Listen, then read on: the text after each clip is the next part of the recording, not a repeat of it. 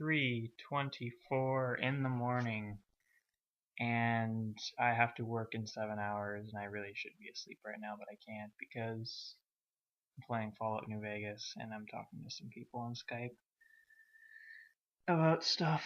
So I thought it might as well be a good time to chat with you about stuff. Now, I wanted to talk to you guys, or tell you guys something. I took a mentorship course and a psychology course in grade 12. And one of the purposes of the psychology course was the final assignment would be to write a report on societal abnormalities. And I wrote my report about bronies. Now, at this time, I was not a brony. I was actually more intrigued by the fandom than I was interested in becoming one. I thought it was a weird kind of thing that would appear out of nowhere, more so than any of the others,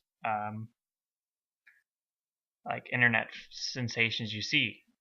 I thought it was strange. I didn't think it was bad, but I thought it was odd. And with that, I was writing a report. Now, throughout the year, we also had other assignments we had to go to, but that one assignment was there throughout the entire year for you to add stuff to. So I had to do a lot of research on the brony phenomenon. And I actually did a few other reports on them, and I would like to share a few of them with you to kind of give you guys like a look back and what I see now kind of thing in comparison to the two.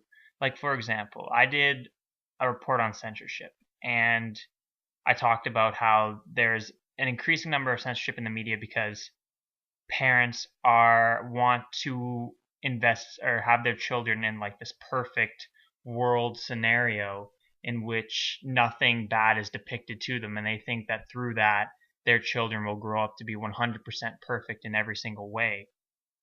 And they're wrong in that sense, but in doing so they censor things that they might not even understand. And for my example, I use the censorship of Derpy hooves in the brony fandom.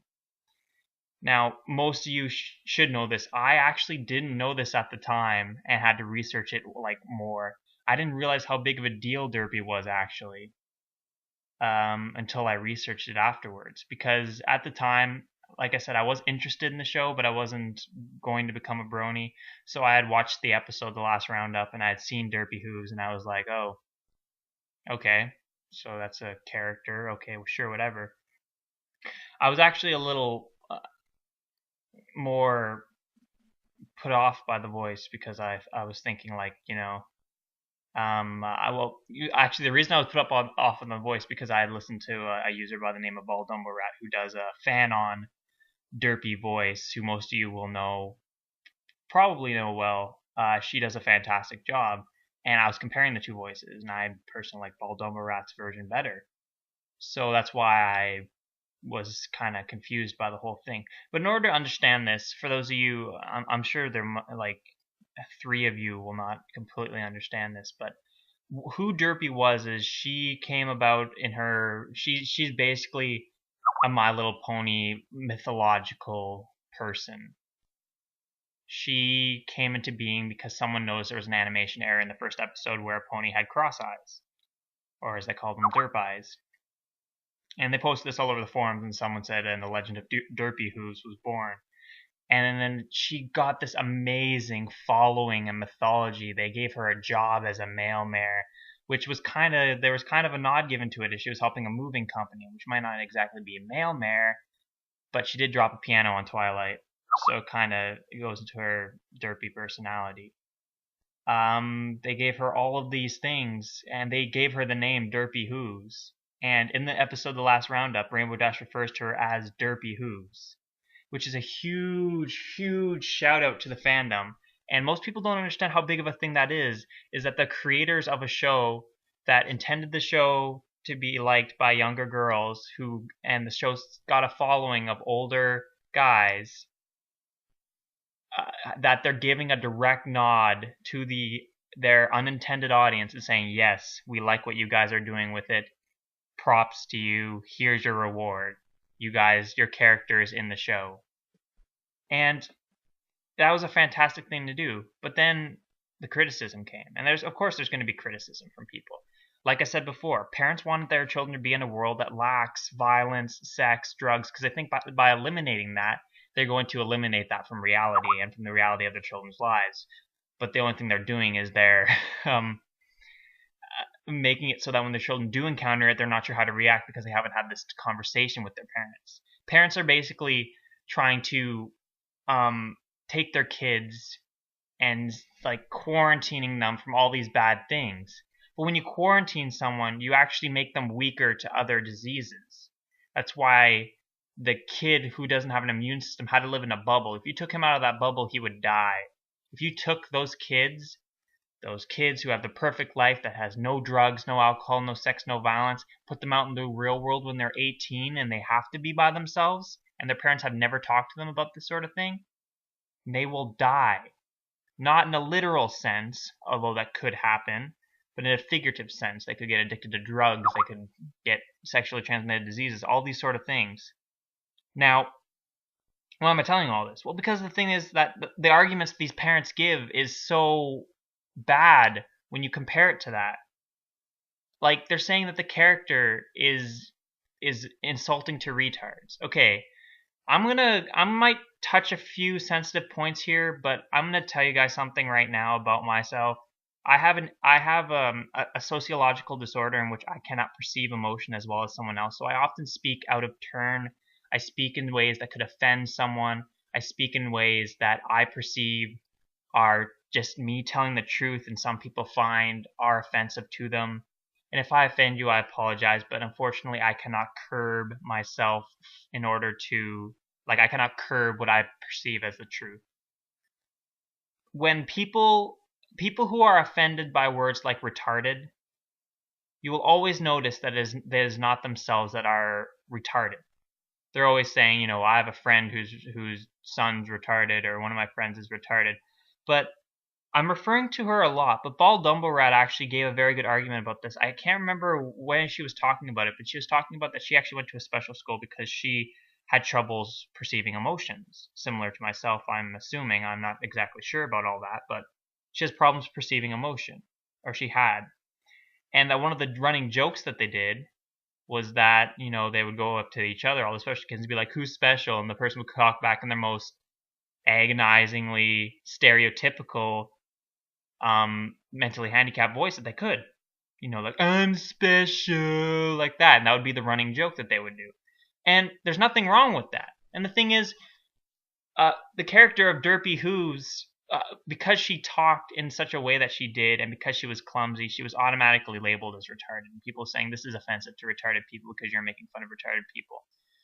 No one called Derpy Hooves retarded. No one said she was retarded. So basically what these parents are doing is they're assuming someone is retarded based on the way they act and the way they talk. And that seems unfair to me.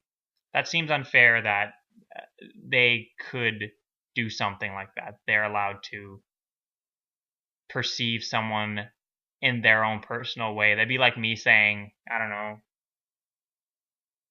I'm trying to think of a really good example right off the bat. Oh yeah, okay, fine.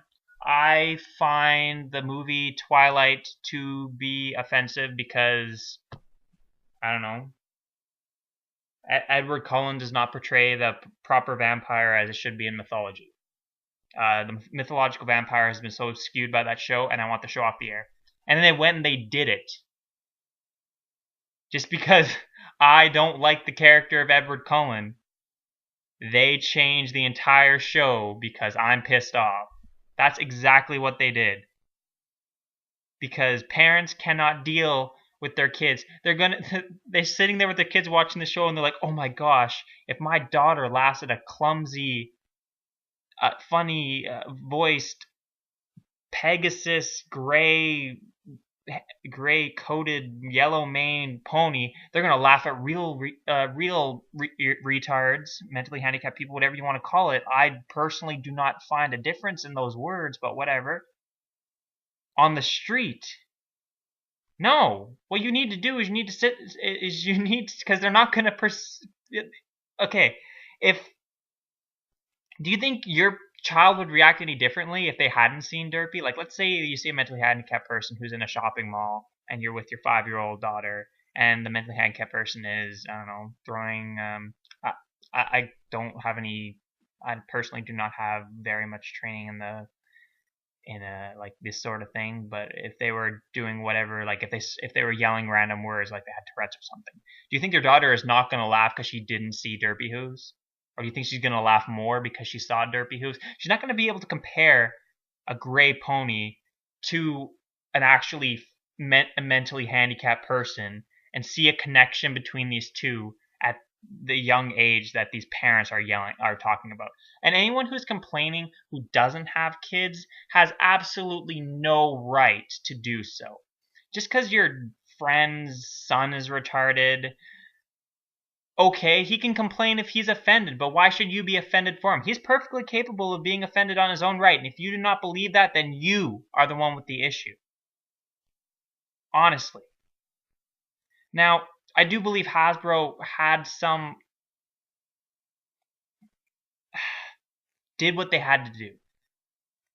The show is intended for a younger child audience, and if the parents complain, then the children won't be allowed to watch it, and they lose their target demographic. So Hasbro did what they had to do. And at the same time, we'll still always have that nod no matter what. We'll still always have that episode. We'll still always have, they're not censoring the show completely. Apparently it's still going to be on the DVDs or whatever. I don't buy the DVDs myself, but still going to have the DVDs. Still going to have it on all these different things. And we'll still always know that they approved of it. So it's still kind of the shout out. And the shout out's still going to be there. The only thing that kind of makes me mad is the fact that how strong of a pull it shows the censorship and how far censorship has gone to where we can't enjoy such something so simple as a pony who's a little bit different, because that's what they did. They took the one character who was a little bit different and just changed it to make it look like everyone else. Originality is not a bad thing, and it's a message that you shouldn't be sending kids. And I know that kids probably can't understand that. I'm sure there are some who are intelligent enough to comprehend that she was a bit different and she got changed because of it. So why should you be different? You're going to get changed too. I have a strange feeling I should script these more, but at the same time, I believe it allows me to better portray my feelings to you guys. Plus, you can hear my Skype going off repeatedly because the Blue Mage and Snowy are talking in the background without me, as usual. But that's about it. I think the censorship of Derpy Hooves, a final note. Now, what the show's message is trying to get across is that friendship is magic. That's the title of the show. And friendship means accepting everyone for their flaws and for their differences. And Derpy Hooves is probably one of the most flawed characters in fan canon, but she's also probably one of the most loved. And that's probably the reason why. Just because she's a little klutzy, a little ditzy, a little different, it makes her all the more real. It makes her all the more, as you might have seen in my I Am No Hero review, the more real someone is the more you can look up to them. The more you can relate to them. The more you can feel close to them. And that's what the character of Derpy Hooves does. She bridges the gap. Because she's a little clumsy, because she's a little different, because she might be a little bit of a looked down upon, but she's still always happy. And it's such an endearing trait that we can aspire to be more like Derpy. We can aspire to embrace our differences and not let it get us down. And by taking that away, really, all they're saying is just conform, be like everyone else, allow censorship to rule your lives. It's a bad path to go on, and if it continues, I could see lots more bad things happening. Hopefully Hasbro will, not saying that they shouldn't have changed it, but hopefully Hasbro will be able to find better ways to, well, not better, but more family-friendly ways to include us in their show. Thank you guys very much for watching. This is a late night rant, and I will see you all later.